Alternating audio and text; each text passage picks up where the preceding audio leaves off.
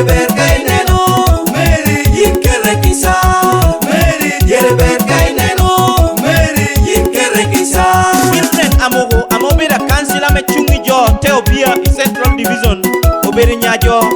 ateku kwerowe Eka Mary awanya mobedo dierere obere nyajo gora Wela duonga me biru telo wi werelo ubedo Honorable Minister Rebecca Oteo kun wero kena ma oluo gina ye Honorable Minister Sami Ngola Honorable Imar Cecilia Atimugwa Honorable Orema Lot medu kiri wero kena donga polata Honorable Moses Chip biru jolu wele kun ngata me biru telo program man nyo ador wi program man biru bedo okela kohoro kun Sagon Smith biru galwang wele iwera liet Awota diere ber kai neno Awota diere watia deniba Awota diere ber kai neno Awota diere watia deniba Milven diere ber kai neno Milven waro bet kere mara Milven diere ber kai neno Milven waro bet kere mara Mary diere ber kai neno Mary waro bet kere mara Mary diere ber kai neno Mary waro bet kere mara Calvary Studio.